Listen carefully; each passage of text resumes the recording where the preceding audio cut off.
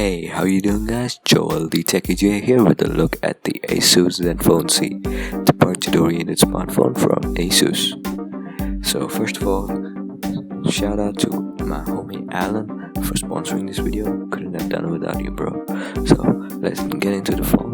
The Zenfone C has the exact same looks as its biggest sibling, the Zenfone 5. The one I have here is the Zenfone 4 in the black version.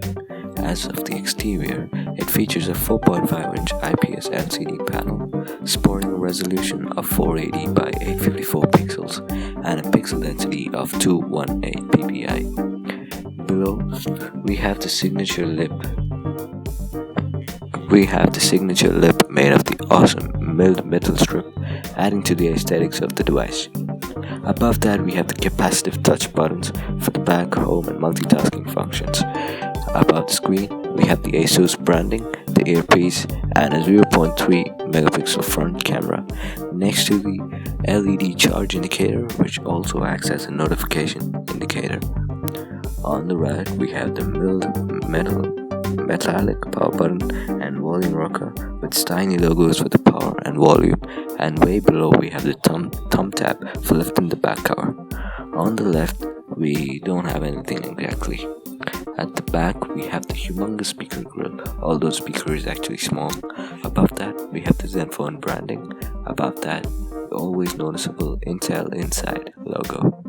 In the middle, we have more Asus branding in white. Above that, we have the 5 megapixel pixel master camera, flanked by the noise cancelling microphone and the LED flash top and down. On the top, we have the 3.5mm audio jack. On the bottom, we have the micro USB port for charging and syncing along with the primary microphone. Above all, we have a nice matte finish body just like the original stock Moto G in a nice and comfy form factor with angle edges to its curves. Now get into the interior. We have what is a dual-core Intel Atom Z2520 clocked in at 1.2 GHz. We have 1 GB of RAM. We have a PowerVR SGX 544 MP2 GPU, which gives you the liberty to run medium to high range games with quite some ease. This is a 3G handset and supports dual SIM, but that is not dual 3G, just one 3G and another 2G.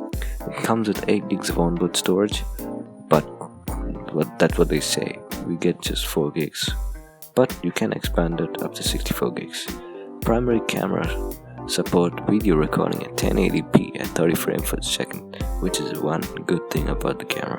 The secondary camera is a standard VGA camera for Skype calls, as best as it gets. The battery is a quite good 2100 mAh battery, better than the original Moto G actually.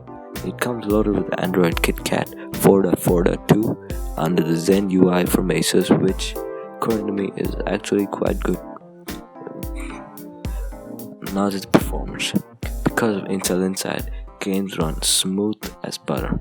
General performance is great and smooth with the proven Atom Z and PowerVR backing it. PowerVR is the same thing that now you get in the one that the LEs and the K4 notch.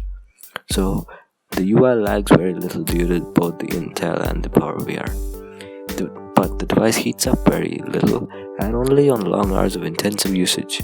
Call quality is great, although we use our phones very rarely to call. The speaker is loud and clear, although it lacks a specific bass boost. Looking at the side of the speaker grill, you might get confused that it's an awesome speaker, but it's not that great. It is loud though. It is grippy and feels quite good and weighted in the hand. It weighs about 150 grams totally.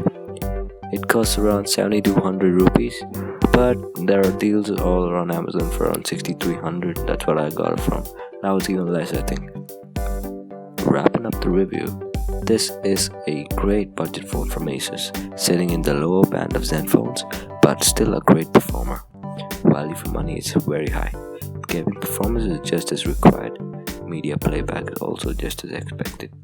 Phone is smooth, speaker is loud enough, looks good and doesn't put a big hole in your pocket. Isn't that what's most important? It is great as a first phone to many and also as a smaller secondary phone for your flagship users. What else would you want to have in a phone for that price? I definitely recommend it to all looking for a great affordable smartphone. Also, once again, big shout out to my homie Alan for making this video possible. So that's it for me on this video, guys. See you in the next one. Ciao.